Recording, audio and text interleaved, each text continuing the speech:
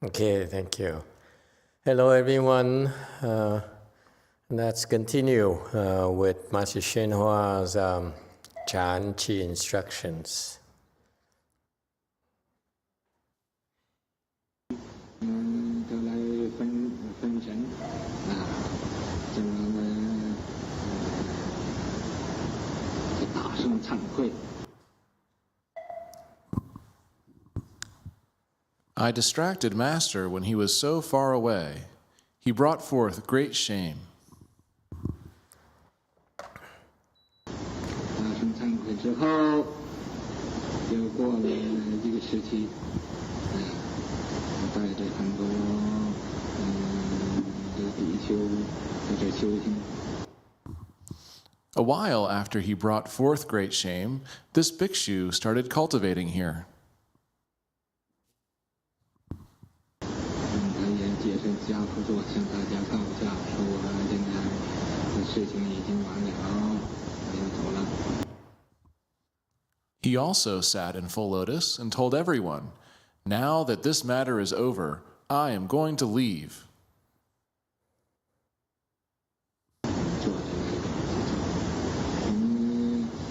听了很多，坐着这个你就走，有哪一位将来也试一试看。 He sat there and he passed away. You have heard many cultivators have sat there and passed away. In the future, one of you should also give it a try. Okay, let's stop here. That's a new topic. So, anyone remember what happened? Okay, so he has some sort of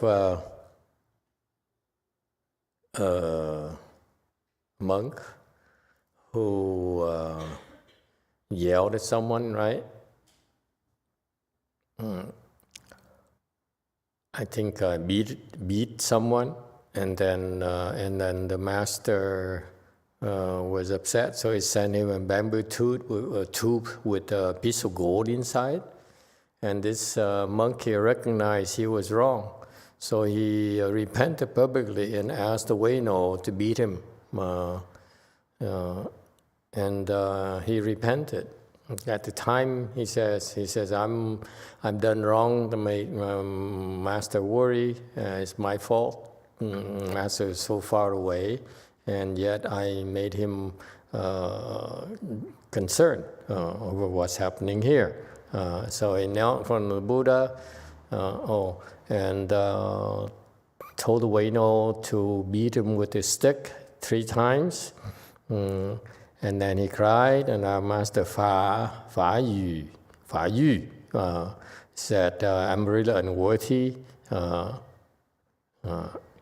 And so he felt very ashamed. And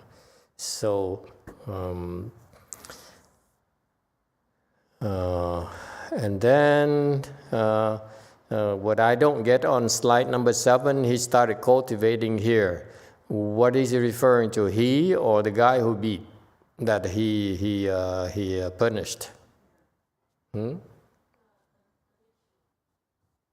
Sorry?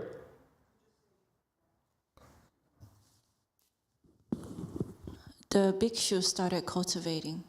Which bhikshu? Not sure.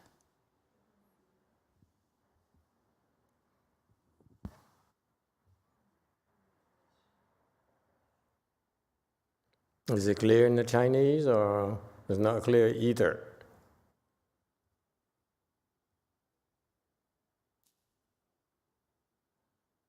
Remind me, what did the other guy do that's wrong, that he was punished by this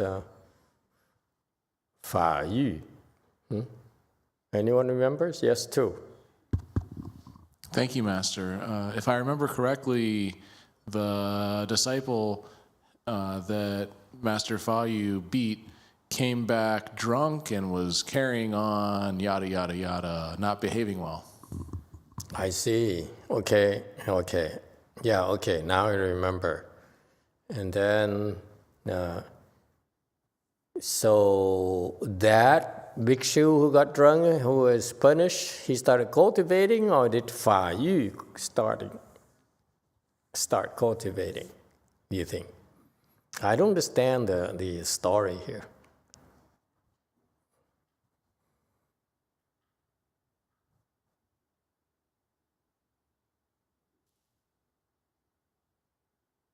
And then, whatever the bhikshu is, and then he sat in full lotus and says, now that this is resolved, I'm going to leave.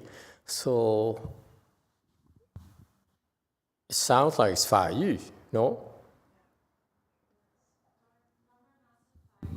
One that said he's an unworthy disciple. Okay, that's never in the question.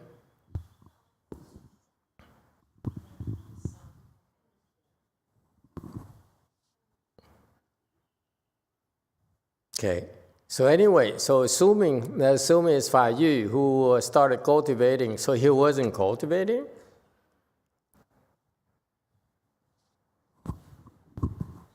Because the story is confusing. In Chinese, no one seems to be bothered by it. Yes, too. Thank you, Master. This is, of course, all Chinese to me. I think there's a third option. Is it the bhikshu that beat Master Fa Yun, then sat in full lotus and decided to leave? There's so many options. I don't want to get lost. Yeah, you're making it worse. Let's not add that to the confusion. Okay, that's too American. Let's stick Chinese. Okay, anyone? So what's happening here? It's JMT.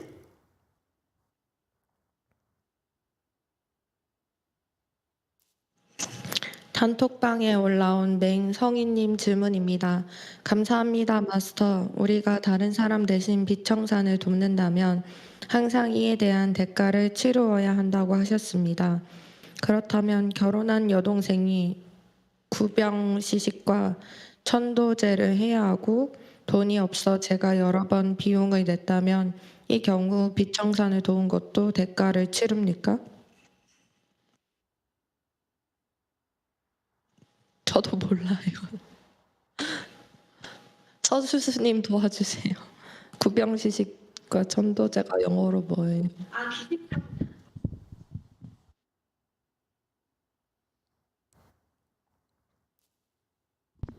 Master, thank you very much, Master. We heard that if we help others to pay their debt, you told us we always need to pay for helping others' debt. In my case, my sister who's married, instead of her, I help her to pay to get rid of ghost and also paying for the ceremony for the past spirit. Does that mean that I am paying for her debt and I need to pay for the price for helping her? Thank you.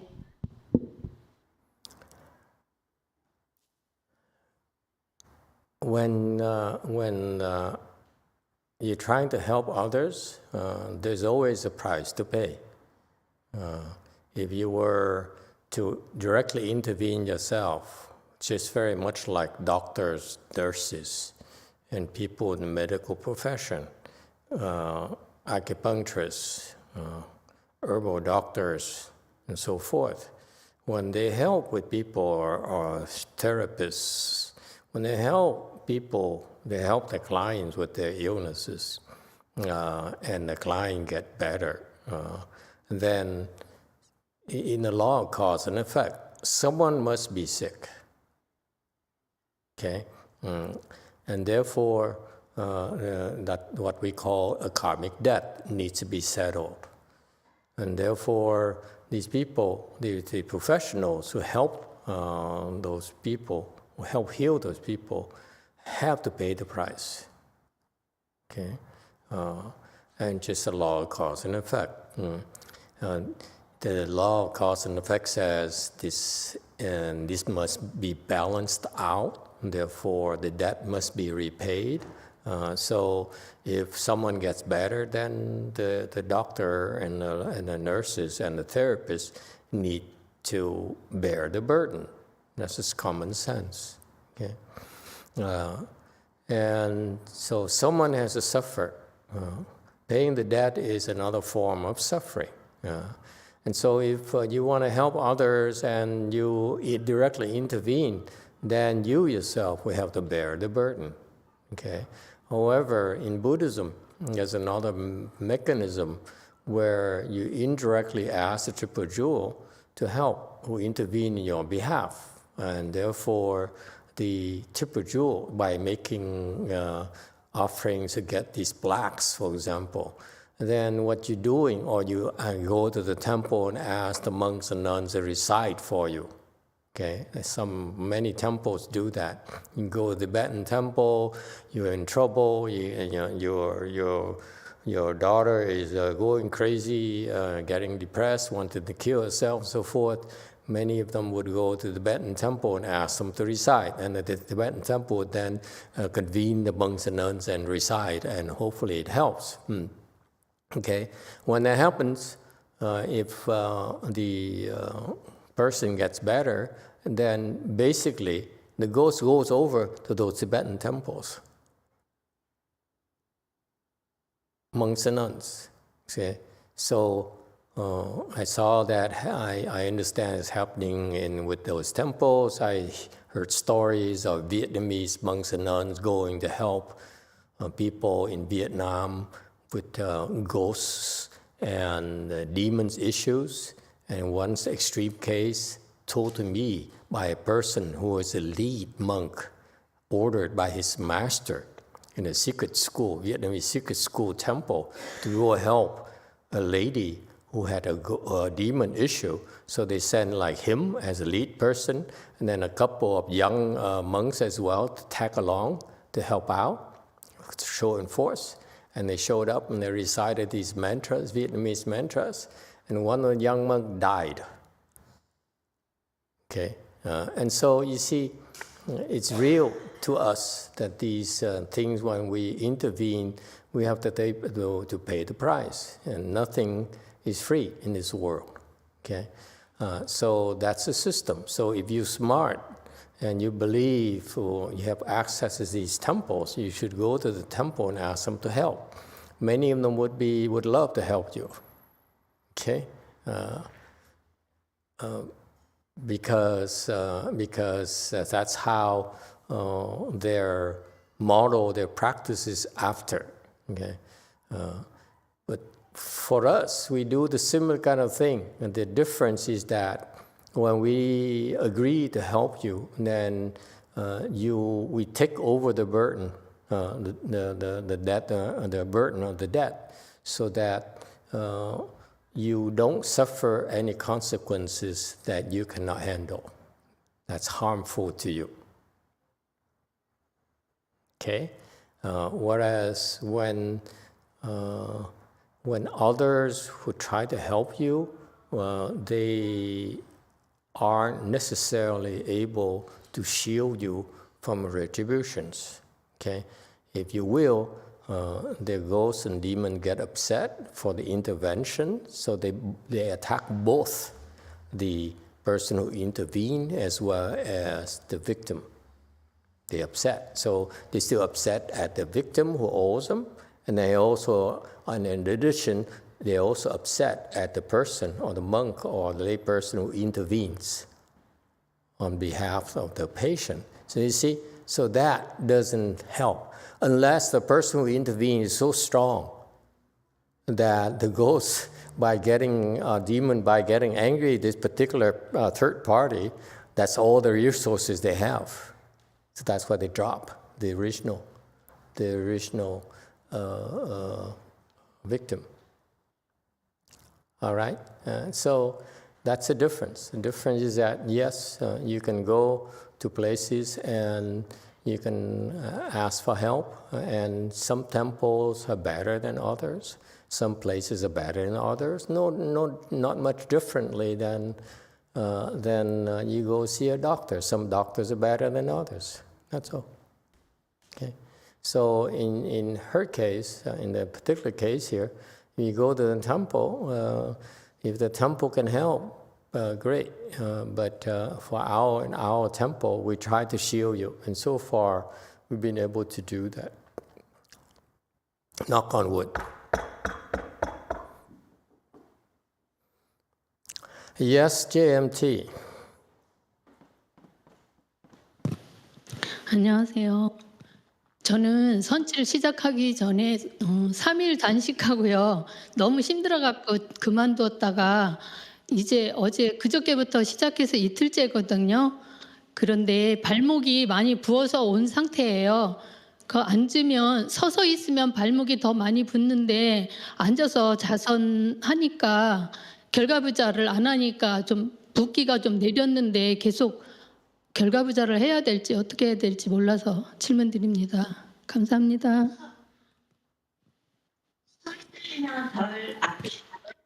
있으니까 많이 부어갖고 부은 상태로 왔거든요. 근데 지금 결과부자 안 하고 그냥 방가부자 하고 하니까 붓기가 내렸어요. 그런데 결과부자를 다 해야 되나 어떻게 해야 되나 몰라서요.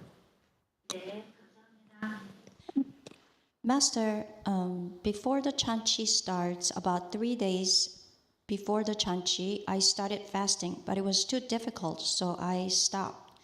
Now I'm participating fasting. I'm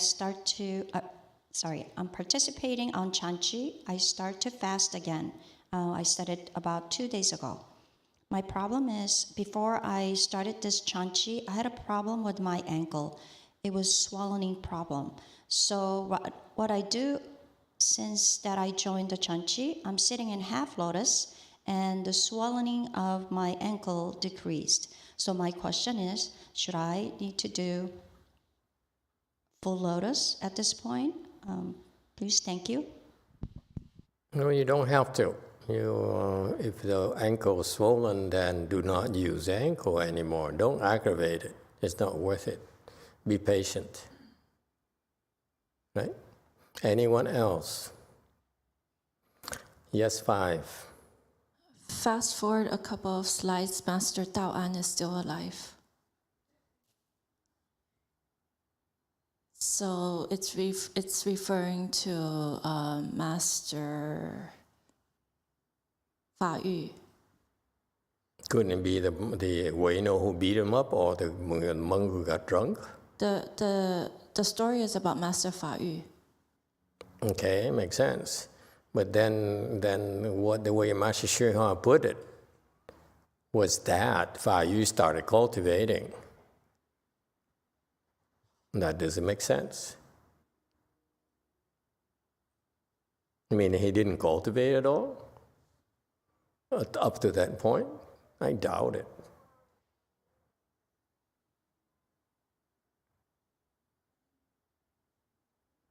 Yes, of course. I think he implied to him, it's clear that's Fa Yu who started cultivating, but then it doesn't make sense. The story about Fa Yu, yes, absolutely, but the way he puts it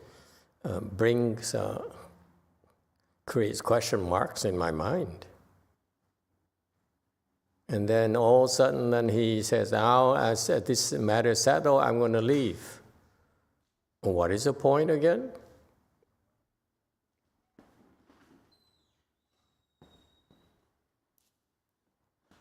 There are lots of strange characters in temples, I agree. However, the story, it doesn't seem, it has many holes. It's not clear, the connections to me. That's all. And it's a slice of the Chinese lives in a Chinese temple, where they would give you a bamboo tube with a piece of gold with some sort of secret message. I don't get it. Okay? I profess ignorance. Please help us out, Chinese people. Yes, DTT. Thank you, Master. There's two things. One is put a piece of gold in the bamboo this tube. And 金子, 金条 also, the pronunciation is the same as the stick for corporal punishment for beating people. That's Master Daoan politely tell Venerable Fa Yun, you will be punished. You should be punished. And the second thing is who passed away sitting in full lotus. That sounds like a Venerable Daoan. That's Daoan. Yes. He started There are cultivating, two- so Daoan started cultivating, he passed away? No, this Master Fa Yu started cultivating because he was very smart and seems not really focusing on, he was breaking up the precepts left and right. I think you're confused. Fa Yu is the one who punished the drunken monk. I think you're confusing them. He said this 这位法律以前什么都干的, so that means he has done anything, everything, and who beat him? Drunken monk was under him. Yeah, but then he cultivated. He said, this cultivation is my fun in life now. But I guess at least it's the Chinese culture. If your subordinates did something unruly, it's the master who's responsible. And Venerable Daoan basically implies Master Fa Yu should be responsible for that. And also another evidence is in this Fa Yu Fa Shi, this Gao Shen Zhuan on the CCTV website. And he did all that cultivating here.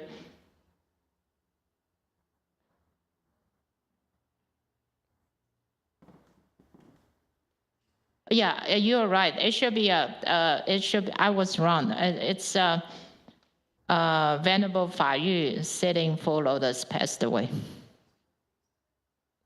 Okay, yes, 5. The Wei Nuo beat Master Fa Yu. You're right. Yes, 2. Thank you, Master. Why? It's Chinese. I don't try to understand.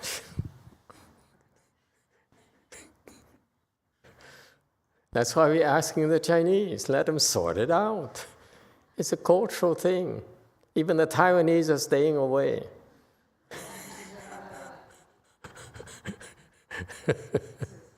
Come on, folks. We're investigating this together. There's no right and wrong. We try our best to understand, to share in the wisdom here from Master YongHua. Unfortunately, sad thing is that when he was alive, when he's told the story, these hippies back then didn't care enough to know, hey, what's happening here? These stories carry meaning. Master YongHua would not spend time saying something, telling them something, unless there's a message. That's why I failed to get the message, that's all, okay? But to me, from our times, it's kind of hard to understand that just because a monk is drunk and misbehaved, that you feel entitled to beat him up. It just doesn't work in our times. Okay, we're not an authoritarian regime anymore, even in the Sangha, even in particular. Okay, so for him to find even his own disciples, Master Daoan's disciple, as being unruly, therefore he felt justified in beating him up. Okay, to me, it's it's still not consistent with the Vinaya teachings. You cannot beat people up. And number two, for Master Tao An to send him a bamboo stick with whatever, or even with a hint of gold, without a hint of gold, that is weird as well. That is, yeah, you can imagine back then there's no cell phone, there's no telephone, there's no telegram, so and so forth. So you understand it's hard to talk to each other. But to send a bamboo stick like that is also harsh. Okay, our style nowadays would have to be you make time. You really care. If Master Tao An really cared, he would make time. He said he would travel back to see that person, or make that person come and see him, whatever. It's the kind of thing you want to see in person and discuss it over. You don't just say, you're wrong, I'm going to beat you up. There's no such a rule in our Vinaya. Don't be alarmed. We are violent, but not that stupid. We beat you for a reason, when we only when we want to kill you. But not to beat you because you with the stick, that's kind of coarse. So the worst way is to punish someone. And with the stick, it hurts a lot more when you yell at them, because the whole body shakes from inside out. Excuse me. You see, so I don't understand the process. I'm curious about why Master Tao An is so famous, and he had all these followers, and everyone revered. When you learn about Chinese Buddhism at the times, Master Tao An was a great master. He's so very, very revered, highly, highly revered. I'm just trying to understand why. What am I missing? So far what I've seen is rather unimpressive. Yeah, he had great achievement, made a lot of big contributions and personal sacrifices. But for him to, resolve issues like that, it's trust me, it's not that hard to open your mouth and speak Dharma because you don't know any better. I just insulted you. You see? And you don't even get it. See what I mean? So it's not that hard to speak the Dharma, and if you have a lot of people listening to you, day in, day out, the Dharma cannot be very high. Agree, disagree? Just like when we teach Chan meditation. I started by teaching you full lotus because I want to cut down who I had to teach. Okay? Same thing. Master YongHua's Dharma talks or sutra lectures, for example, are not going to be appealing to a lot of people at all. And Master Tao An, in contrast, had great appeal to everyone. Even scholars came to him. Scholars? And we're supposed to be impressed? And that we need to mention scholars who are in attendance? You see? So that's why I'm trying to understand what happened. I'm trying to paint a picture here. So anyway, so he punished his underling by sending him a bamboo tube, which he said, you are to be punished. And somehow his underling says, Fa Yu says, okay, so I'm supposed to be physically punished. It's weird, because monks don't do that to each other. You don't beat up on someone else. Unless you're a thug.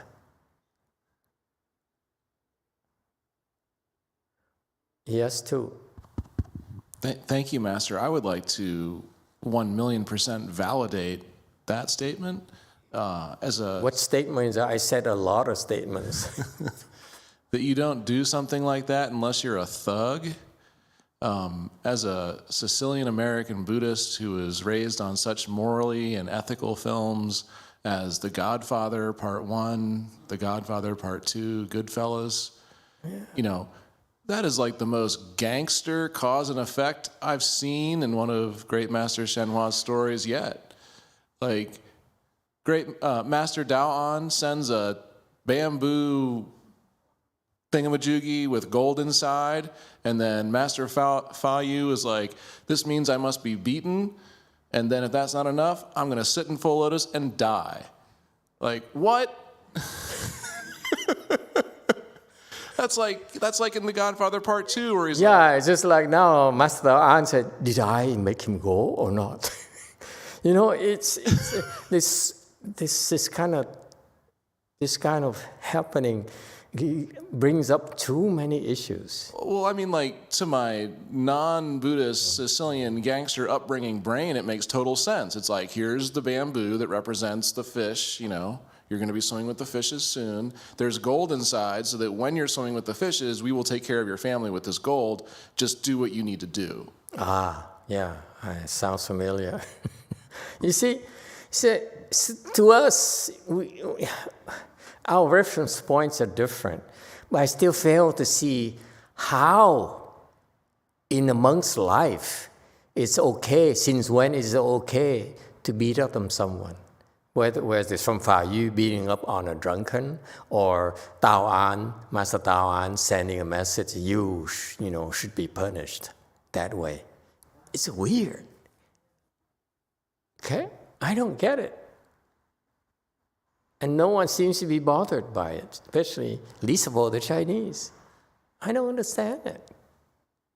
That's all. It doesn't mean I'm making sense. It's just that this doesn't make sense to me. That's all. Anyway, and then very soon that guy left. So he left. So what?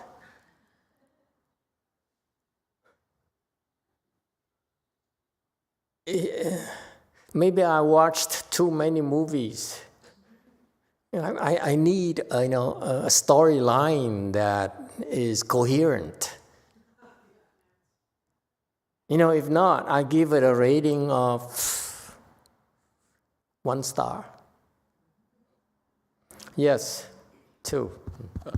Thank you, Master, and I apologize if I'm one of the few Americans upset by this, but I am. Is when he says, I am going to leave, right?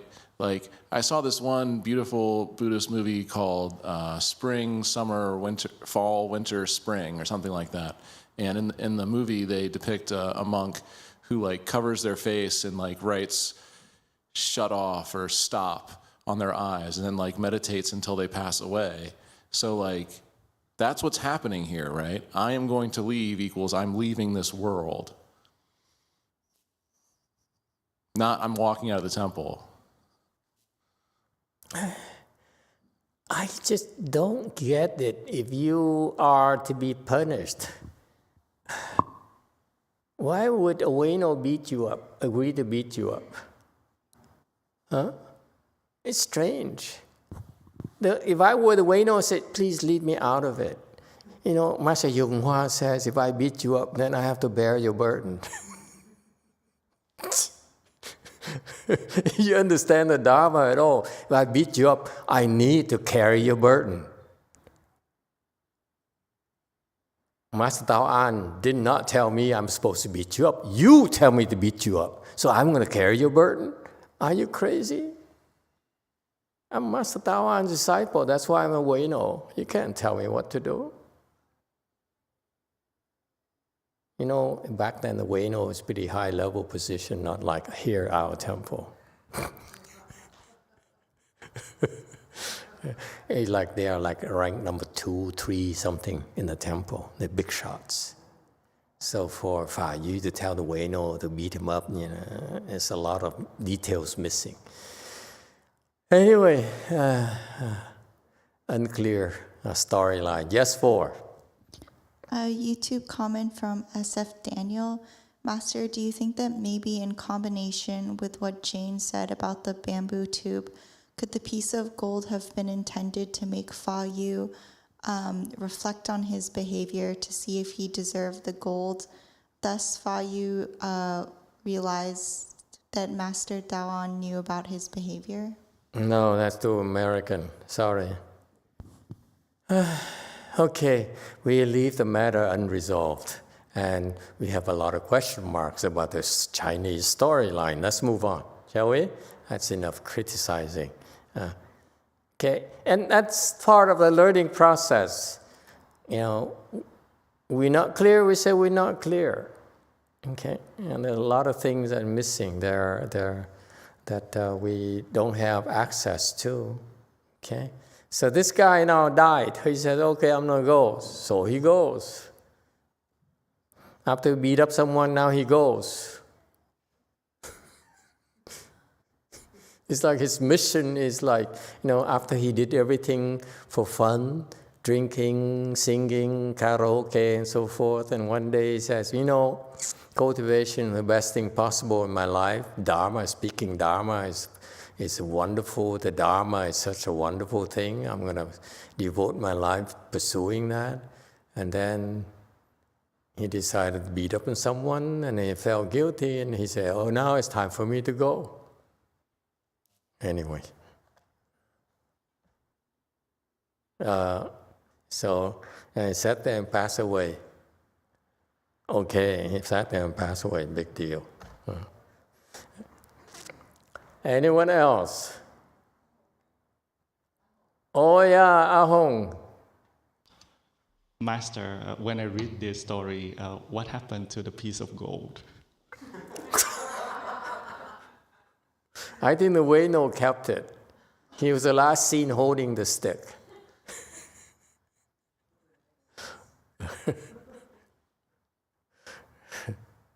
Okay, let's continue, please. Yeah.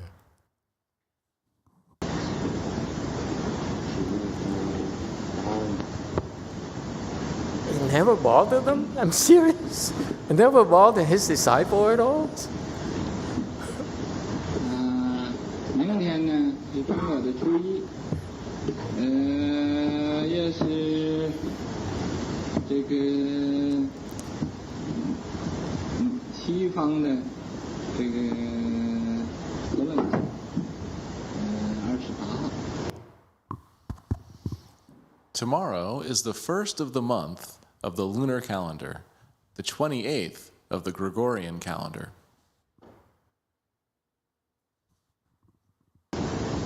有一个医生呢，一会来皈依。这个医生呢，他考虑了2年了吧，1年半。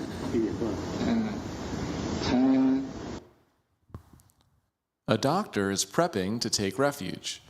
This doctor has considered taking refuge for 2 years, maybe a year and a half. Ah.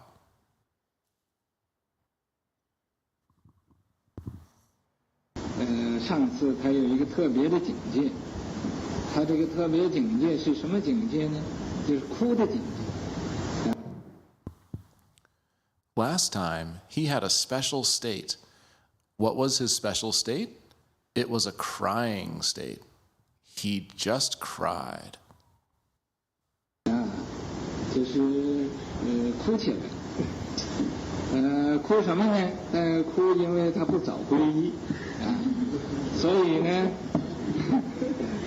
现在问还可不可以皈依 Why was he crying? He cried because he didn't take refuge earlier. So, he now asked if he can take refuge.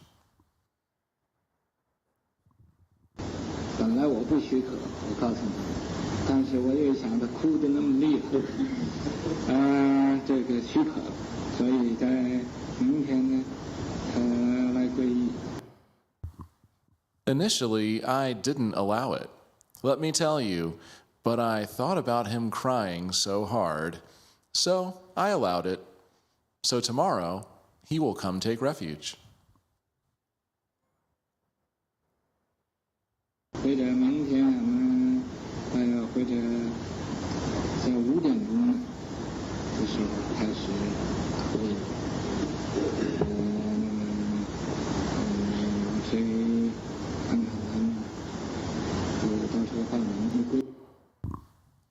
Maybe tomorrow we can start the refuge ceremony at about 5 o'clock? Let's see who will register. 一正没有任何你可以推的。这是一个消息。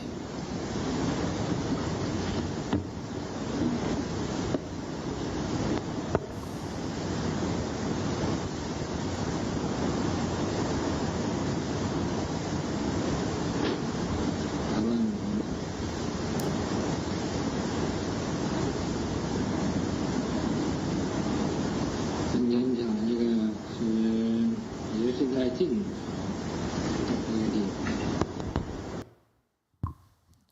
时候，这个高僧叫法和。Were the refuge certificates printed? This is one announcement.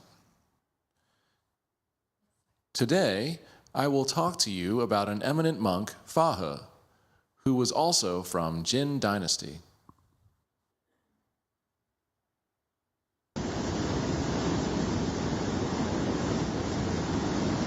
Ah, 少年出家，和这个道安法师，做过同学。这位法和，他的名字叫法和。 He left the home life at an early age and was a classmate of Dharma master Dao An. His name was Fa He.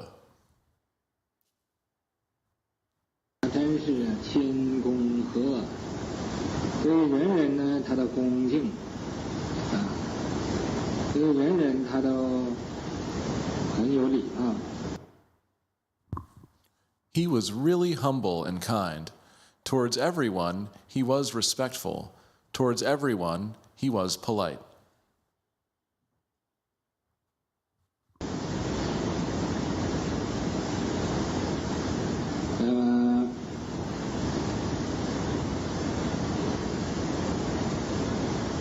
一般人呢的称他是常不清和尚。 他能以把所有的这个经的道理能解释得很清楚。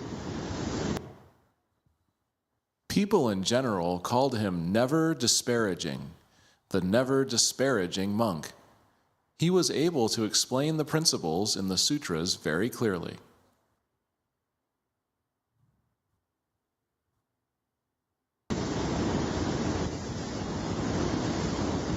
以后他带着他徒弟就到四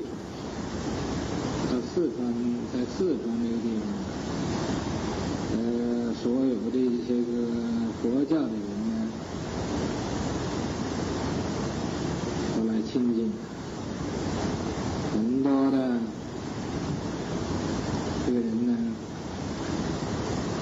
皈依。 Later, he brought his disciples to Sichuan. Having arrived in Sichuan, all the Buddhists in Sichuan drew near him. Many took refuge with him.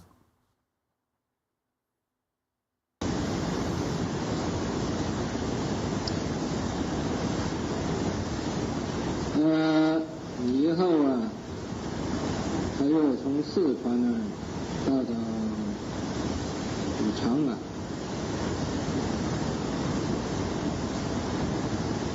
长安以后又在这个泰山。 Later, he traveled again from Sichuan to Chang'an. After Chang'an, he again went to and stayed at Mount Tai. 那个金星谷，又是昆仑山那个地方，才造了经水。 讲经说法。He built a Vihara monastery in Jinyu Valley, Mount Kunlun, to lecture on sutras and speak Dharma. Note, Mount Tai was also called Mount Kunlun.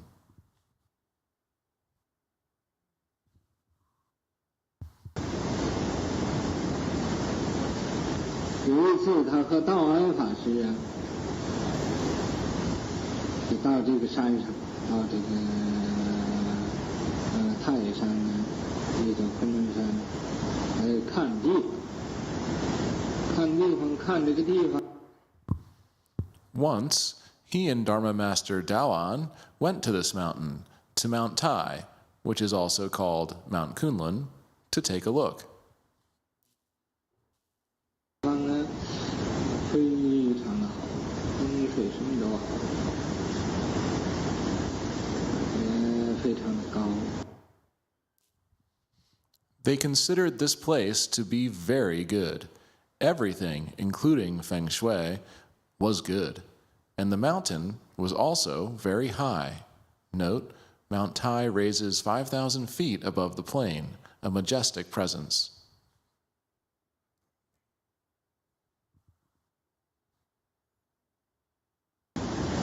然后啊，他先赞叹好，以后他就哭起来。 He first praised the place, then he started crying. 他说这个地方要造个庙，很多游客来呀，怎么可以修行呢？这不可以修行。 He said, "If a temple is built here, many tourists will come. How can we cultivate? We won't be able to cultivate."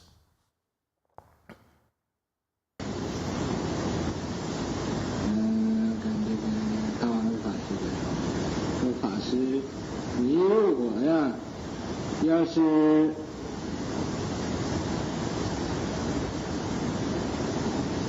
没有定力，当然是可怕的。 Dharma Master Daoan said, "Dharma Master, if you don't have samadhi power, this for sure is scary." 要有定力，你持心有赞，你就只是你这个心有一定的，你又怕什么呢？ If you have samadhi power, you can uphold or maintain your mind. You can certainly stop and uphold your mind. What are you afraid of? 你既然有智慧，就可以呀、把一切都黑暗的破除。如果没有智慧，这是当然可怕。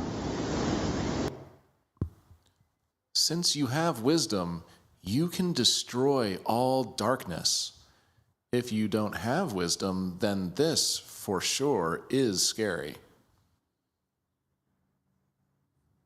于是乎啊，在这儿造了一个道场，和这个道安法师在一起翻译经典，翻译有100多万卷经典。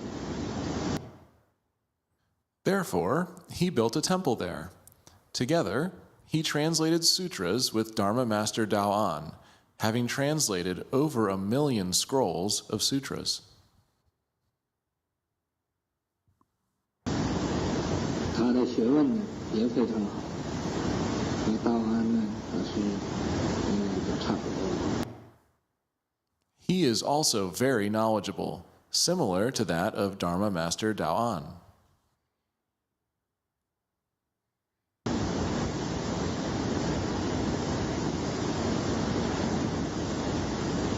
他一生都是非常的精勤，无法忘去。 Throughout his life, he was extremely diligent, forgetting his physical body for the sake of the Dharma. Okay, let's stop. Okay, DTT has a question.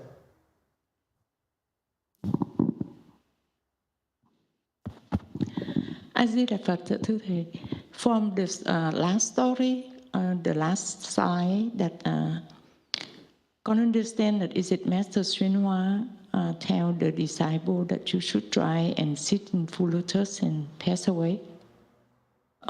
So I'm just curious, is what level you can do that? Any of his disciple did it? I can't care less. It's his disciples' business, none of our business. What level? I have no idea. I imagine it's not that hard. Yes, 5. You want to, I can teach you how to do it. But you can back out. It's not reversible.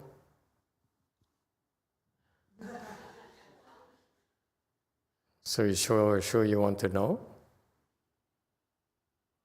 Yes, 5. Master, on slide 29, is it uphold or maintain? Or we're going back there. Let's go back to those slides. I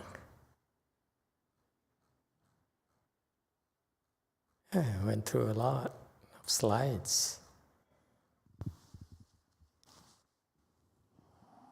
So the next section, it says now it's first New Year's day in calendar, lunar calendar, and they have a refuge ceremony on New Year's Day at Master YongHua's temple, and the doctors was considering was preparing to take refuge because he cried. He tried to take refuge. Master YongHua did not allow him, so he cried. So Master YongHua, okay, if you cry, I let you take refuge. I like cry babies, and so that was it. Just I guess piece of the news. Doctor taking refuge with the Master YongHua. And then the next story is Master YongHua now introduce us to the next eminent monk by the name of Fa He. Fa is Dharma, He is harmony. Okay. Also, the same in the same era as Master Tao An. So they are more or less classmates, so peers. And Master Fa He is a special monk, humble and kind. Not a lot of those monks, okay, who are humble and kind. And towards everyone, he was respectful. It shows he has wisdom. And he was polite, so he had good manners. Okay, I didn't know his background, and he had this nickname, never disparaging anyone. So he hard pressed to find him disparaging anyone, and yet he's able to lecture the sutras very, very well. So back then, there's an emphasis on lecturing sutras. Okay, and so his reputation is interesting. He never disparaged anyone, and so that's why harmony, Fa He, he gets along with everyone. Okay. And he had disciples. He brought them to Sichuan, where the food is very spicy, right? Sichuan, and especially the hot pots. The hot pots can be very, very fiery. And the people, locals there, drew near him. Many took refuge with him. Okay, so that's So he brought a lot of interest, drew a lot of interest from the locals. And then he traveled from Sichuan to Chang'an, the capital. And then from Chang'an, he went and stayed at Mount Tai. Mount Tai is one of the tallest mountains in China then, where it still is the case. There are a lot of people who cultivate there. They still are. It's sort of like a magic mountain. I mean, it's a spiritual mountain, not the same magic mountain we have down here. And so he built a vihara, or a pure place in value in Mount Kunlun, and where he lectures in sutras and spoke Dharma for his followers. So back then, they have a strong tradition of the Buddhist disciples going to the mountain, going to monasteries to learn the Dharma.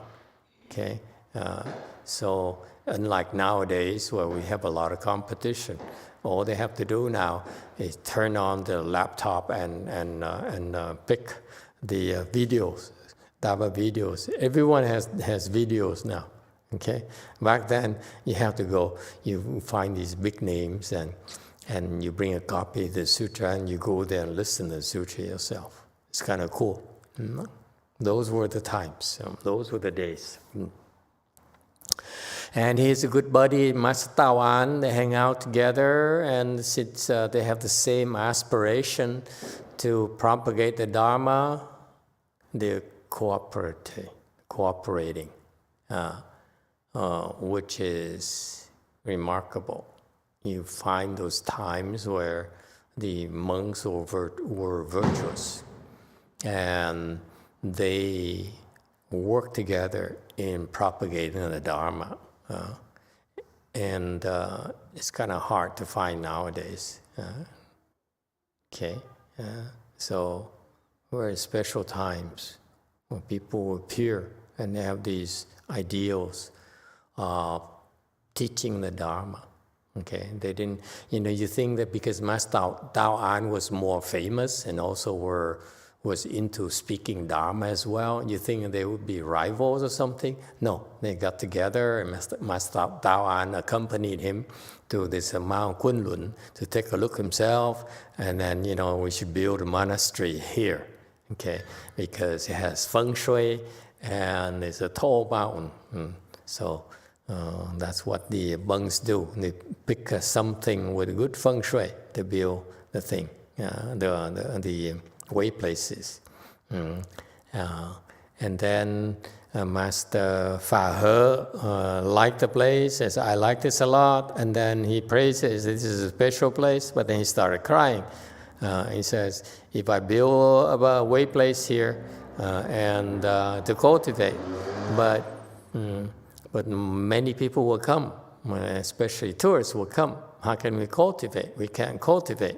So Master Tao An says, you don't have to worry about it. If you have samadhi power, then that shouldn't be a problem. You don't have samadhi power, of course, then you have a struggle with it.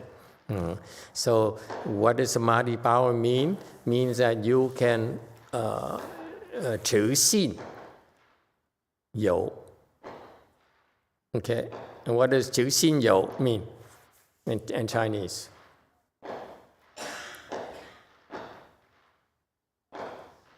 Is that the original Chinese? 持信有. 持 is maintain, 信 is mind, 有 is have. So you maintain what your mind has? Yes? What does it mean to you? It's relevant not just to Master Fa He or Master Tao An, but also all of us. Yes, 8. It feels like you can remain unafflicted.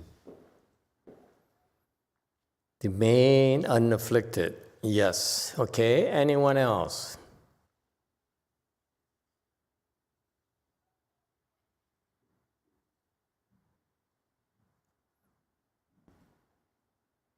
Hmm?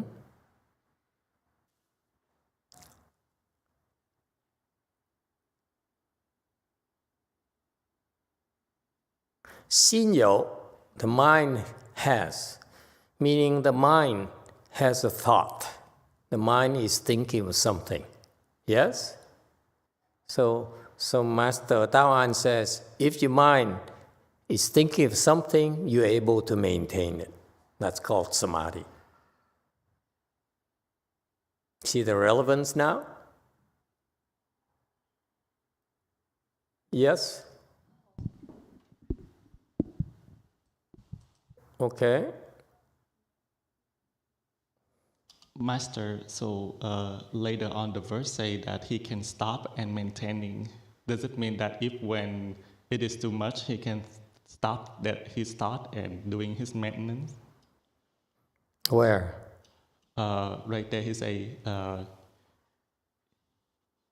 you can certainly stop and maintain your mind or upholding your mind. On slide 29. 你就可以组织你就有自信。Okay? Okay, so first of all, you are able, he says, if you have samadhi power, then you're able to maintain your thoughts. Meaning that if you're thinking of something and you have samadhi power, you can keep on thinking about it. That's maintaining your thoughts. Yes? So, meaning that you're at work, you're thinking of something, okay? And suddenly there is fireworks noises, you don't go. If you go like this, that means you're not maintaining the thought, right? You have a new thought, it says, right? So, you're oblivious to everything else except the thoughts in your mind. That's maintaining the thoughts in your mind. That's samadhi. Meaning that this is samadhi in movement. You see the difference? When you enter samadhi, some samadhis, you enter samadhi, you blank out. There's nothing left. You're oblivious to everything else. Nothing can come in. Whereas what he's talking about is that you're speaking Dharma, and so you're thinking about something, and nothing else can come in except for that thought. That's samadhi in movement. Is that clear? So there are two kinds of samadhi, samadhi in stillness and samadhi in movement. So when you are in the chanchi, when you block all the light and you sit there and you only see yourself, okay, you hardly see anyone, or more or less when you get up and try to walk around, you bump into someone, okay? It's creating this environment where you are able to only focus on yourself, on your thoughts, okay? So that eventually you will enter samadhi in stillness. You will blank out. Okay? Whereas with that skill set right there, if you're able to develop that kind of samadhi, then in the future, you're able to sustain the same level of samadhi when you have a thought. That's called samadhi while in movement. So that's why samadhi is very useful. Samadhi, when the people who learn meditation, they don't realize because their teacher are not there yet, is because you first develop samadhi in stillness, because that's how you develop the strength of your samadhi. The depth of your samadhi is developed through the sitting, through the stillness. But once you have that level of strength, that level of access, ability, then you're able to apply it when you are in movement. You apply it to your daily life, if you will. All right? There's a clear distinction here, and this is what Master Tao An is referring to. Master Fa He say, if people come and harass me and ask me constantly, people call and we have to answer the phone constantly, how can we cultivate? He's right. He cannot cultivate samadhi in stillness. Master Tao An says, yeah, only you're worried because your samadhi in stillness is not that strong. If your samadhi in stillness is developed well enough, then you're able to still function while you are in movement and maintain your samadhi. Is it clear? Okay? So that's why in that case, when you're in movement, okay, you can then stop and maintain this thought for sure. Meaning that you are focused on your work. Someone stops you, oh, hey, would you like a cup of coffee? And you say, no, thank you. And you still are not. Your mind is still on that, but you still are still able to converse with people, work with people, talk to people, and yet your mind is still focused on that thought. That's samadhi in movement. So you can stop all interruptions. True here. Stop here is to stop. You can stop any interference that tries to come in and distract you. The smell of food, cup of coffee. I will not mention the company names begin with an S. Okay? So you smell, Okay? So that right there, that comes to you, okay? The stimulus comes to you, but you say, no, I can stop it from interfering with my focus. Extremely useful. See that? Chan is for your daily life. It's not meant for you to sit there in the corner. So that's why while you're here, by the way, you should be practicing both. Meaning that you get up at 3, anyone? Only 2 people. Only 2? Okay. And what time you go to bed? Okay, don't tell me. Anyway, so you see, you go through this training in order to build your samadhi in stillness. And then you go to eat, you go to the toilet, and that's when you practice samadhi in motion. Understand now? The Chinese don't explain to their own kind. They're just supposed to understand it eventually. Even a great eminent monk like Master Fa He wasn't trained like that either. He says, I need to be still. I can't be still. Someone come and asks me all the time and bothers me all the time. And I say, oh, what kind of cultivation is that? And that's Hinayana cultivation, where they can only develop samadhi while in stillness. We do both. Okay, so don't take it casual, don't take it, nonchalantly. Yes, you're supposed to apply efforts here. You go and to a toilet, go and eat lunch, and you talk to people, and you're still now practicing samadhi in motion. Is that clear? Does it help? It's actually a lot more complete than just a tiny style of training you. Don't talk to me. What is it? 取经 or whatever. Huh? 净狗. Where you purify your mouth, you don't talk anymore. Jingyu, whatever. Okay? And so you see, each style is different. The Chinese are very proud of it. What kind of Chan temple are you? You eat lunch until 12:30 when you're supposed to begin at 12. They frown upon us and say, hey, our temple is a lot more disciplined. You guys are too loose. But we're practicing samadhi in movement, aren't we?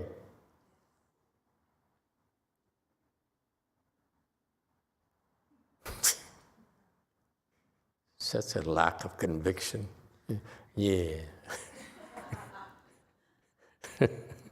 So you see, that's what happens if you're not trained with the full spectrum of samadhis.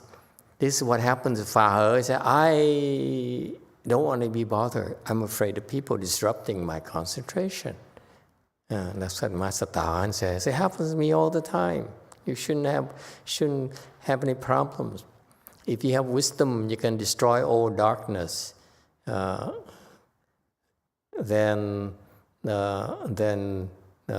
he says, not only what he means here is that my experience, Master Tawan is saying, my experience is that not only they come to disrupt you, they also come to confuse you. That's what he's implying here. All of a sudden, why does he jump from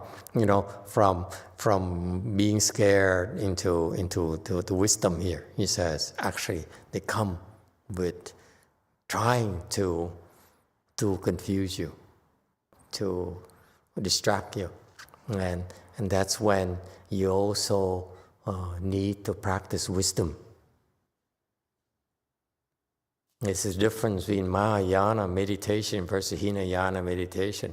Mahayana meditation, we train you not only in samadhi but also in wisdom. That's why it's no comparison. Chinese Chan, American Chan is far more advanced than Zen or Tibetan or Theravada, Vipassana, whatever, because it's a complete training.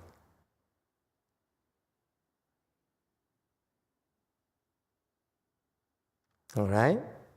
That's why I decided to differentiate ourselves from the Chinese, from the Theravada or the Hinayana, whatever they want to call themselves, okay, or Zen, whatever. No, this used to be the case as how they were trained. And over time, the students are no longer good enough. That's why the teachers say, okay, it's okay. Just do stillness meditation. Don't do movement meditation anymore. Okay. I was looking, is it time to go watch fireworks? Okay, so and the good part about wisdom is that your wisdom in movement, you're able to resolve these obstructions, these disturbances in movement. Okay? And therefore, Master Fa built a temple, and he translated sutras by Master Tawan. And amazingly, they translated over 1 million scrolls of sutras. You know how tiring that is, how intensive it is. You know, it really takes a lot out of you. Okay, the translation is hard work. Trust me, it really drains you. Very, very tiring. Yes, 8.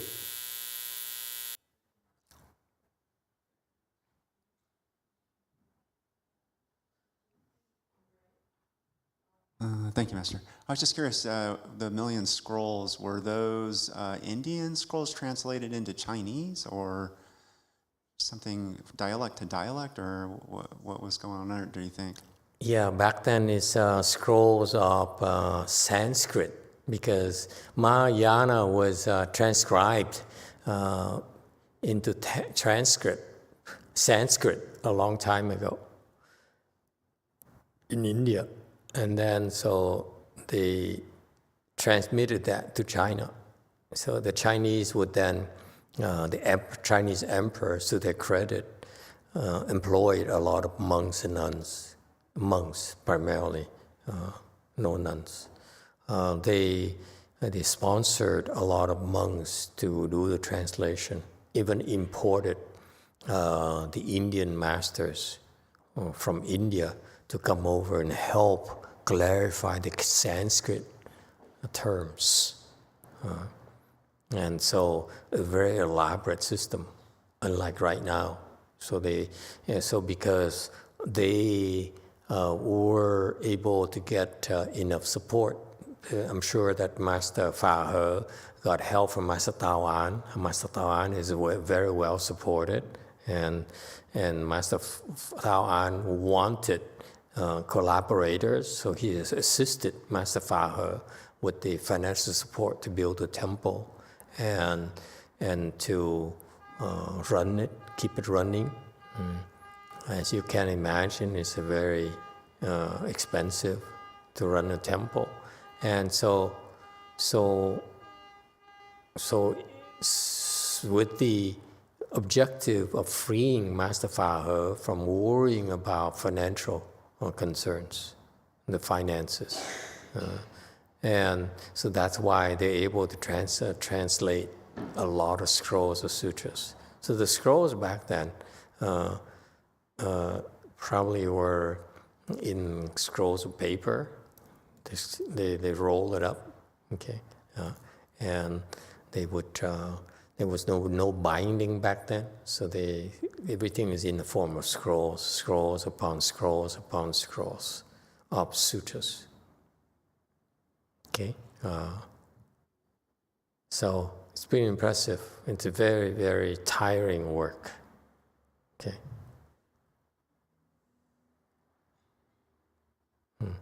Questions, comments, and he's clearly as knowledgeable as Master Tao An. Questions or comments? Yes, 4. 2 YouTube questions. The first is from Leo. So when we practice samadhi and movement in our daily life, like eating, walking, cleaning, those do not require that much mental energy. Do we still focus on reciting Buddha's name or Dantian? Yeah, you should. You should try. And then the second question is from Ray, who says, Master, during Chanchi at the 1-hour bell, is it better for us to practice samadhi in motion, or is it better for us to try and lengthen the duration of our sits? Preferably, you should try to sit longer. Okay, so, but however, if your legs hurt and so forth, get up and walk. Okay, don't overdo it. It's not advisable for you to, because I'm hearing stories of people going to extremes. I'm chickening out. I don't want people to go through extremes. It's not necessary. Okay? So you need to pace yourself and take care of yourself, take care of your body. Don't injure yourself. Okay? Don't go through extremes.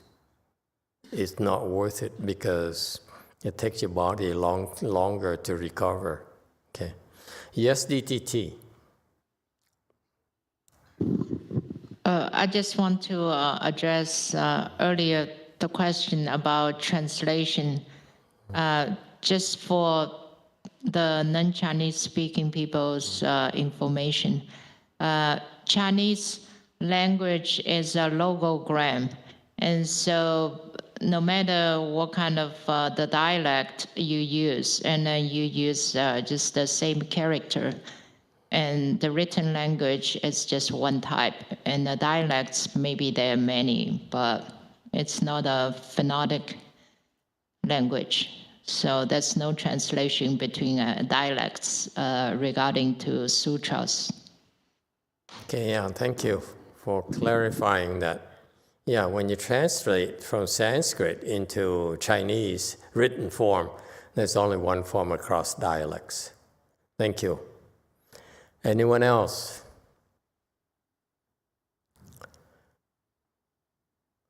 Okay. Yes, too. Thank you, Master. I'm honestly a little surprised. I wasn't expecting, sorry, I believe it's Fa He, Master Fa He. Yeah, Fa He, yeah.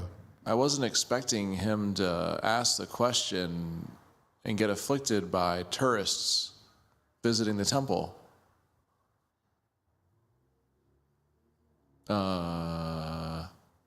Is there any insights as to why it seems like lower level or like, you know, something that a Buddhist master wouldn't consider to be a point of affliction. Was there something different then than now, or?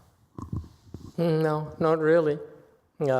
Because there's an ideal here for us, monks and nuns, that when we shave our head and embark on this new journey here, it's to distance ourselves from worldly concerns.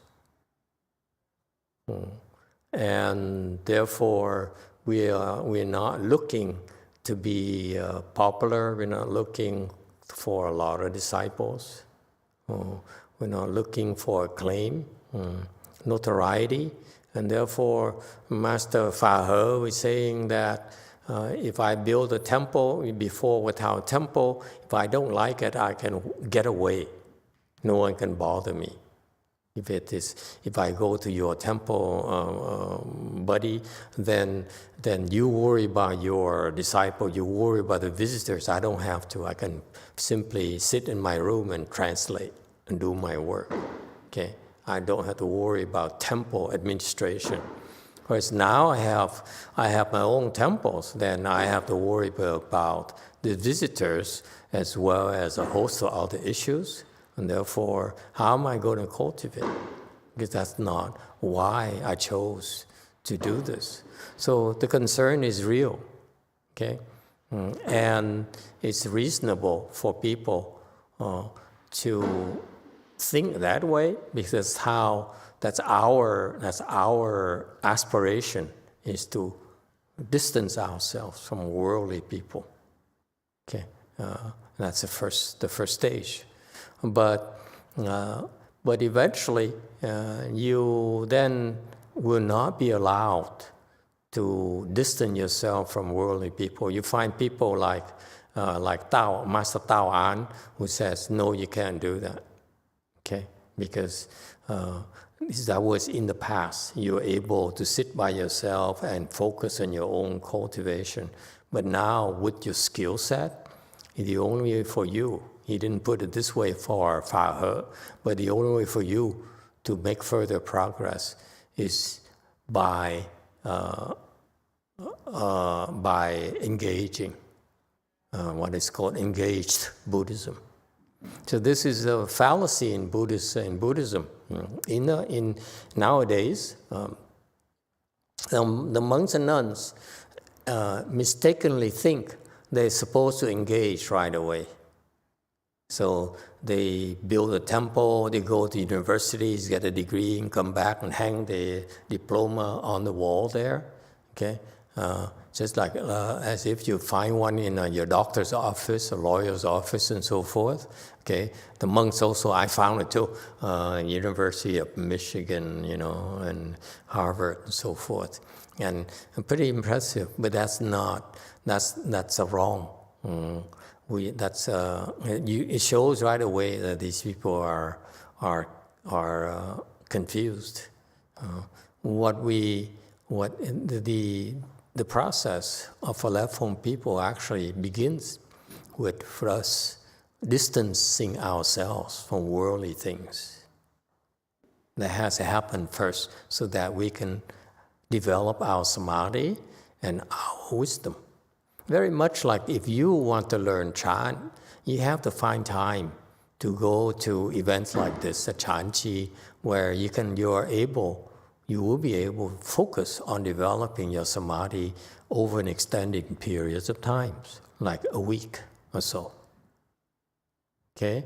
And because that's very important. When you do that, then you're able to develop your skills a lot faster. Okay? And along with it, hopefully, you go to the right place, they also help you develop wisdom so that you stop asking stupid questions or stop judging others. Okay? But that's only the first step. So traditionally, this has happened in Buddhism, in history of Buddhism already, but it's not clearly documented in the Chinese. And that's why now here in the new world, the new era, we need to clarify it for you. That is, you begin first by doing this, by the quickest way for you to develop your samadhi power, okay, is to go to intensive cultivation places like this. Okay, it's not like you can go to a place and you pay, a little bit of money to sit there for an hour and walk up, after you're done, stand up and leave. You basically are not working on developing your skills at all. You need to invest in developing skills by the chanchis. Okay, and that's very important. And then also what's not available nowadays, since Master YongHua died, is that the monks and nuns don't speak Dharma anymore. Like Master YongHua, you see that? He's speaking Dharma to them every single day. When you put on a chanchi, you're responsible for the Dharma talks. Yeah, the Dharma talks are two things. Number one, plant wisdoms in you, seeds of wisdoms in you. Number two, help you solve your problems. You're going to have problems, and who's going to help you solve it? Okay, so there is a methodology here. It's not a casual thing where you just find a place and you lower the shades and you sit and you meditate and that's it. No, there's a complete technology in developing skills for you. Okay, so that's what happens. You need to do that. You need to invest in doing that. Okay, and once you have wisdom, then you can be taught to develop your samadhi in movement. So first you need to develop the samadhi in stillness because it's much quicker. There's technology for it. And once you develop it, like Master Fa He got to that point, and then Master Tao An said, now you have to develop samadhi in motion. So that's normal. That's a natural progression for Master Fa He. Yes, one. Thank you, Master. It's so beautiful that I get to experience that myself. Every time I go to the chanchi and I go through fasting, right after the fasting, my sitting improves a lot. And it's so nice to see that in Buddhism with Master, we really get to experience that. It's not something that, just go and it's something that we get to experience and we feel that in our bones. So thank you, Master, and thank you, Sangha, for everything you do. Yeah, you're welcome. Now, it takes a lot of work for that to happen. We have a lot of support. We're very grateful for it over the years. Okay. Yes, 4. A YouTube question from Bante. Master, how do we properly gauge or test the level of the master we consider to follow? Thank you. You can't. It's your master who chooses you. Yes, DTT, you don't get to choose a master. You make yourself worthy to be chosen. Thank you, Master.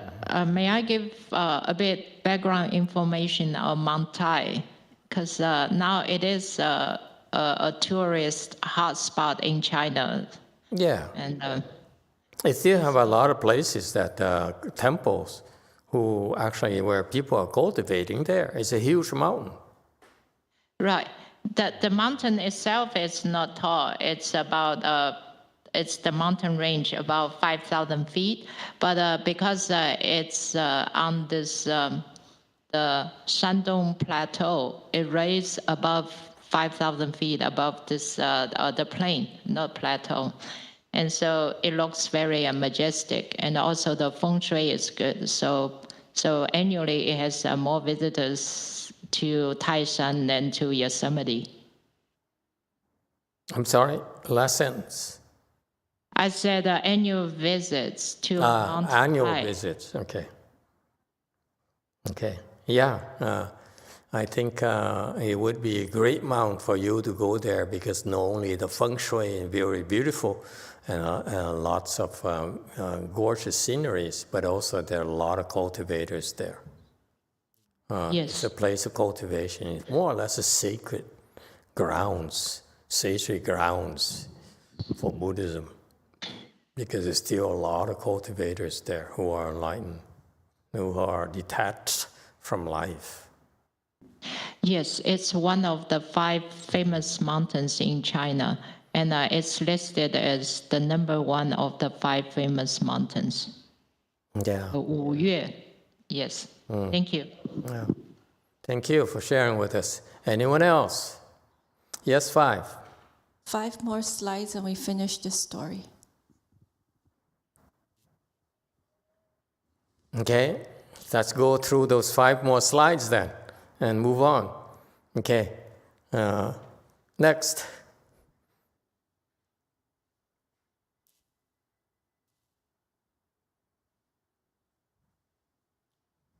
说不出来那么多了。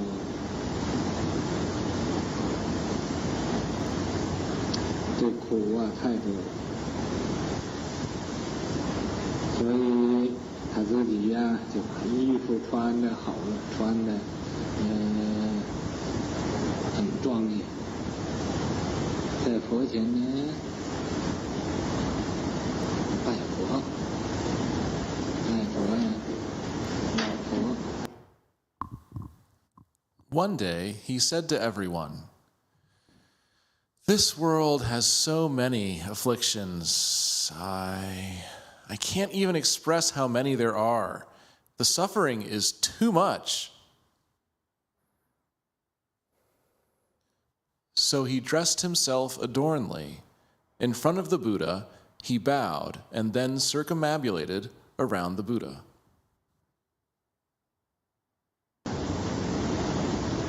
拜完了佛，绕完了佛的时候，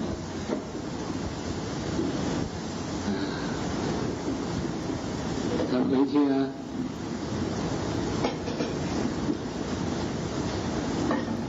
到他那个自己所住的那个房里，用这个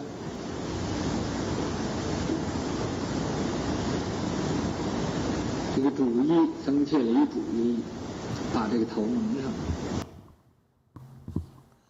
After he finished bowing and circumambulating, he returned to his own dwelling, and there, in his room, he covered his head with the Sangha robe, the Sangati robe. 蒙上，就是众人以为他打坐，打坐了好几天，他也没有出来吃饭。 With his head covered, everybody thought he was meditating. Several days passed, and he still didn't come out to eat. 城里人到那一看，才知道他原形。你看，很好玩的。 When people went there to check, they realized he had passed away. You see, this is so fun. Okay. Okay, thank you. So let's try to wrap this up here. And And Master Fa He was very diligent. Okay, he worked very hard. It's easy to get to this point because he enjoyed his work tremendously. Okay, and so he could forget about his tiredness and achiness and his advanced ages. And so he took this translation work very seriously, and that's very helpful towards the Chinese. The Chinese culture received this kind of humongous influence from Mahayana thanks to these teachers who translated the Indian wisdom into Chinese. And so one day he said, this world has so many afflictions. I can't even express them to you. I can't even tell you how many. It's just a lot of suffering. And so I'm sure he took a shower back then. Back then, they probably didn't have running water, so they skipped this part. And he dressed himself in beautiful clothing. And from the Buddha, he bowed and circumambulated around the Buddha. Okay, very respectful, very sincere. And he turned his own place in his room and covered it as a samgari robe. That's the ceremonial robe. That's 9 pieces or 108 pieces. Okay, that's one you wear to speak the Dharma. Okay, and that's the 3 robes that we use. This samgati is for the big events.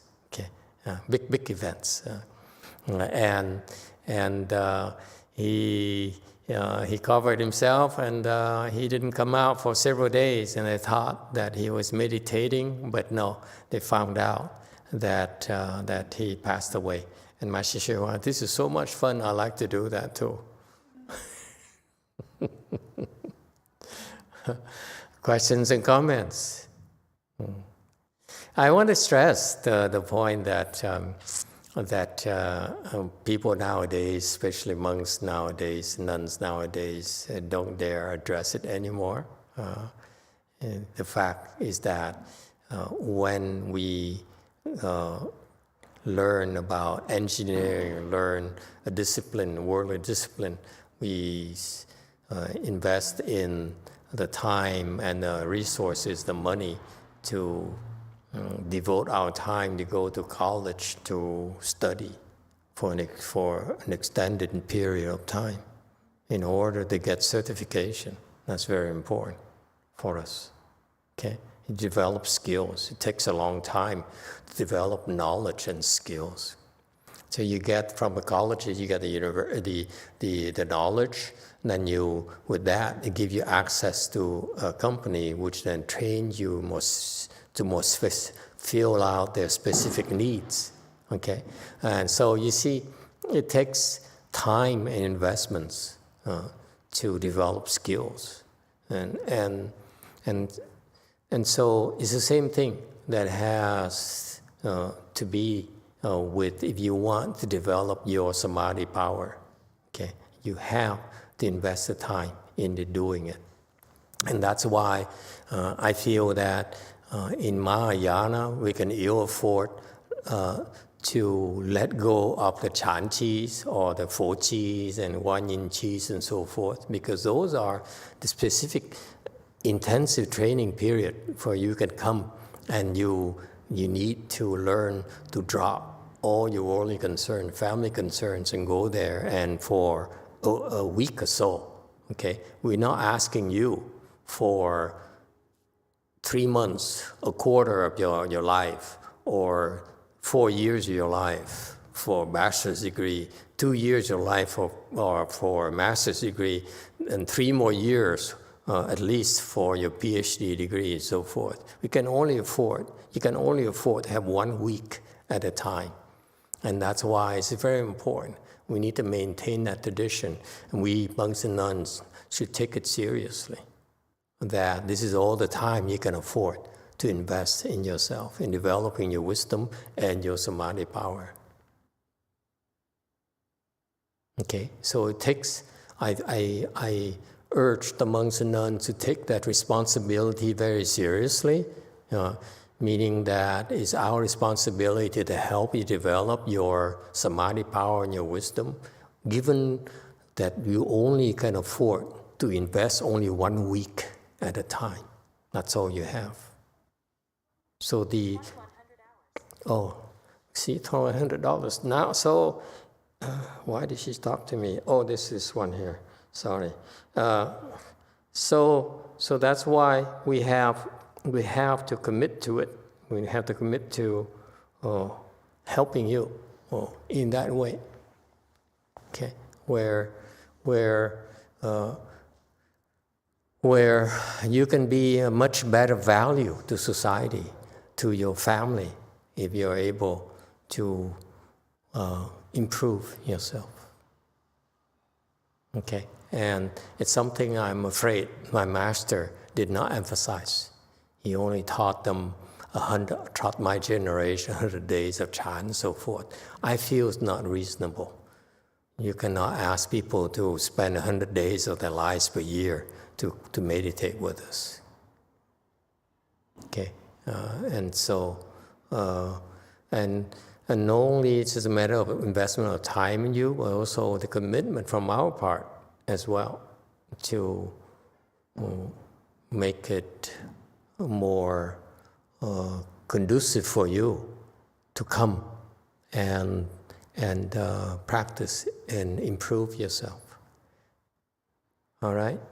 So I hope that your generation will continue to do this, because I notice many of you have been improving, so that's very good. I don't know why, but whatever is working, we should keep it up. I have no idea why. I settle with luck. Yes, go for us. Thank you, Master. I would like to share a really amazing story that happened to my patient at work. After I finished fasting after the 5th day, and then I ended up having to go back to work, so I stopped my fast. When I got back to work, we have a patient that have HIV positive, and no nurse want to take care of her because with HIV positive, with delivery, you're gonna deal with bodily fluid, blood, and amniotic fluid. The chance of you getting it is there. So no nurse want to take care of her, so I volunteer to take care of her. And the preliminary test was positive, and we have to make sure that we get medication for mom, and we also make sure that we need medication for baby. They need 3 different kinds, and our hospital have only 2 kinds, so we have to get one more drug for the baby from SF University Hospital. And while waiting for the test, I took care of her. I can see the despair and the sadness in both husband and wife, and they must think like one of them have to be cheating. How come the wife is now test positive HIV? But somehow my feeling was like, they're gonna be okay. And I was there comforting her and take care of her, and we were laughing.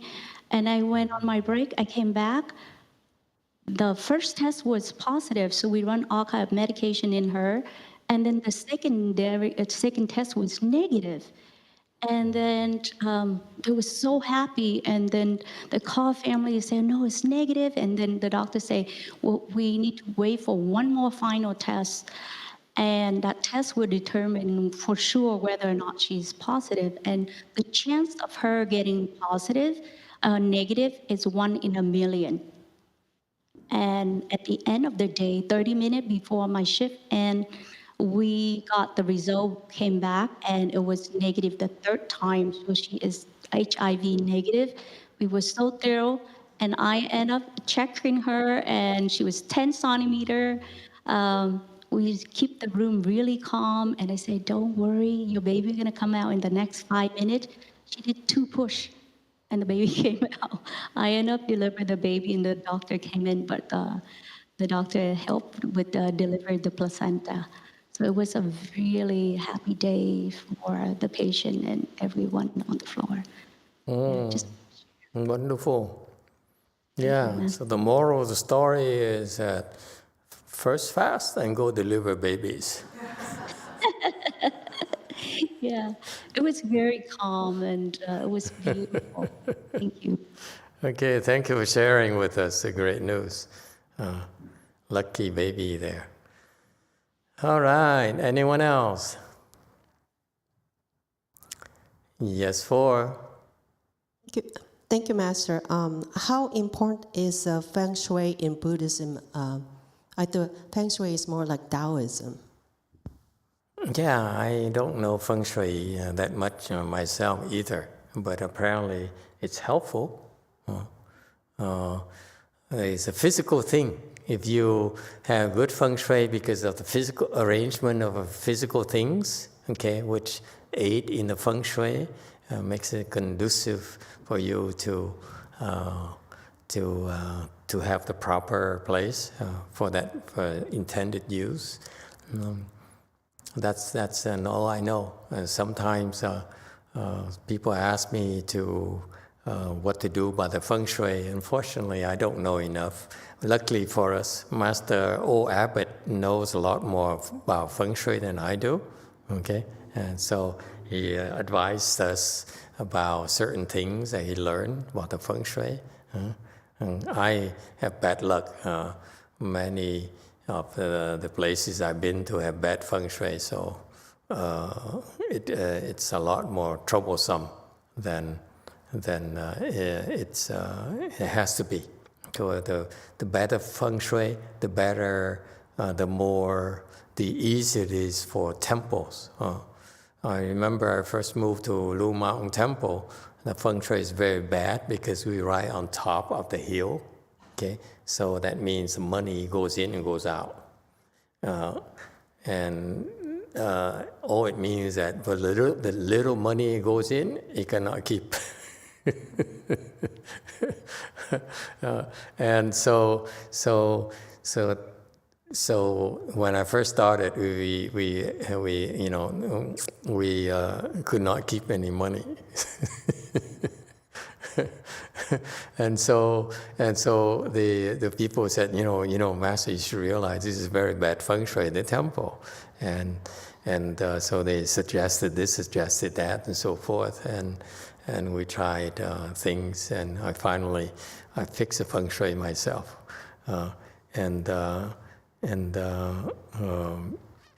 so Feng Shui is a physical thing, but it's also spiritual. So it takes both, I imagine. But I don't know enough about Feng Shui to really help you. There are plenty of people who are much more knowledgeable. Anything else?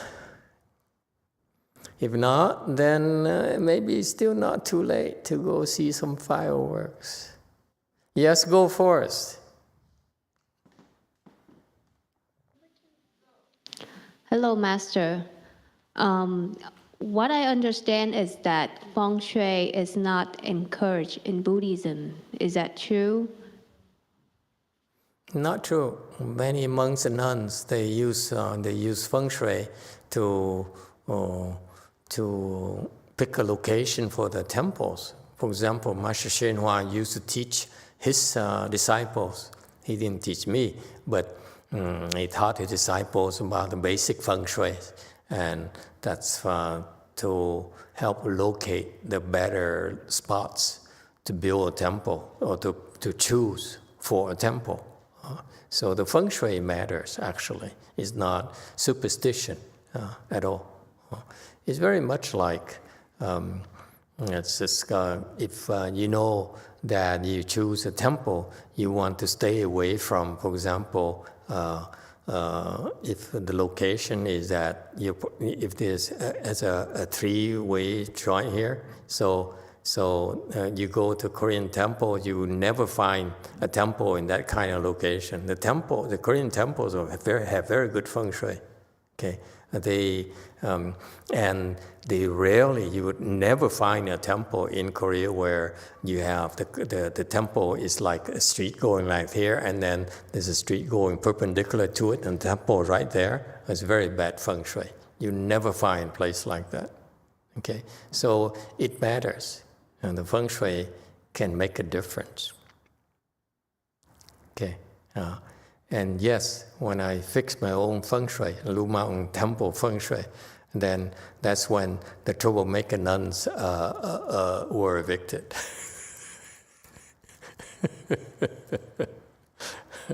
Okay, and so, yes, continue.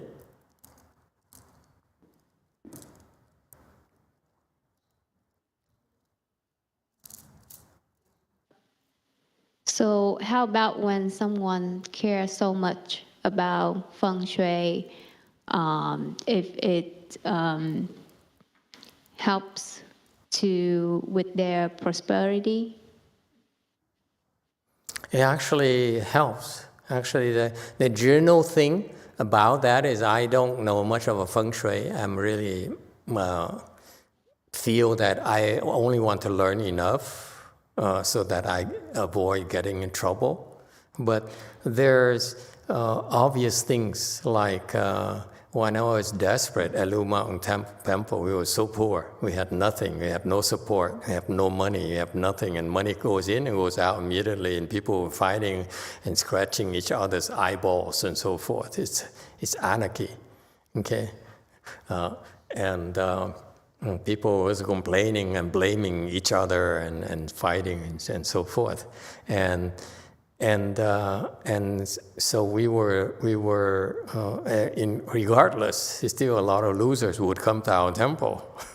Nowhere else they could go, because it seems like the people who have depression or bipolar would come to our temple because that's the only place where they didn't have a break for half an hour, for an hour or two. Okay, so it's people would come. So feng shui or bad feng shui, good feng shui, people will come regardless. But I started looking for a property not far from Lu Mountain Temple. Close to us, there's a cemetery. And at the time, there's a property that's up for sale right across from the cemetery for $200,000. Okay. And I thought of buying it, and lucky I didn't buy it because I have my handful of ghosts and demons. So obvious things where you want to avoid places like don't want to buy near cemeteries, funeral homes. At some point in time, I wanted to buy a place that was next to a funeral home. Okay, and not surprisingly, any business they had there were not doing well. Okay, because the troublemakers you don't want to work in funeral homes. Okay, that's where the ghosts and the demons hang out, and you don't want to be next to a funeral home either. But I was so desperate, I would consider even buying it if they were willing to give me owner financing.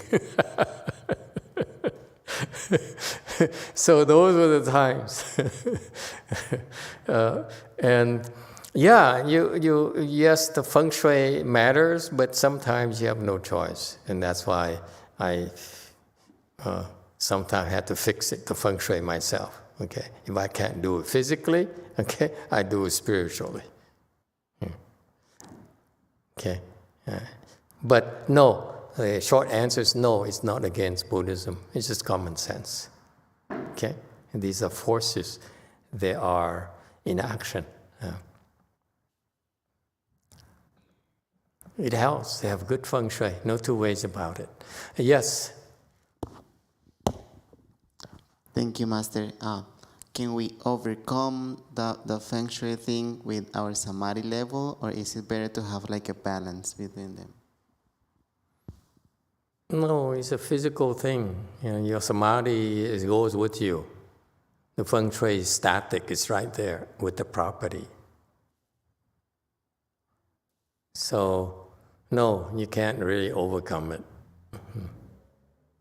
It's like if you have a drain, it's going to keep on pouring out, draining out, regardless, 24 hours a day.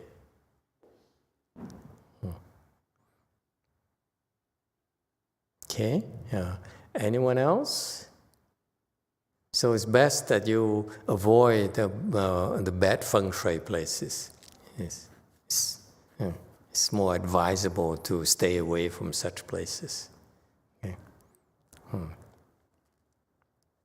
And actually, it's pretty useful information that Master O. Abbott and I used to go to a Vietnamese monk who claimed to be very knowledgeable about feng shui and so forth. So we always approach everyone with open mind and learn from people. Okay, and it turns out most of these people, they overextend themselves. They don't know as much as they think they do. Okay, and so that's a problem with feng shui people. For example, at Lu Mountain Temple, we are aware of the bad feng shui. So there's some of the early supporters that I know this great feng shui master has been very famous in the Vietnamese community and help the big shots, help fix the feng shui in the big shots, let him come over and take a look at your temple and so forth. And I said, okay. And then when I realized this person is full of himself, and I said, don't bother coming to my temple. Okay? If you really are good at feng shui, you better know. You can't even recognize the temple, and you only look at the rocks and the trees, then you're not a good feng shui master. Feng shui is spiritual too. So it's not that level of feng shui yet. So that's why I said, I basically told him off. I said, just don't bother. You're not good enough for me. My problem is bigger than you can handle. I fix it myself. Okay? I don't need no rocks. Are you kidding me? Since when do Buddhism need rocks or trees? Okay, we stop here tonight. Thank you, everyone. Is that today's 4th of July? Not yet? That's tomorrow? Okay. Okay, we'll see you tomorrow. Thank you.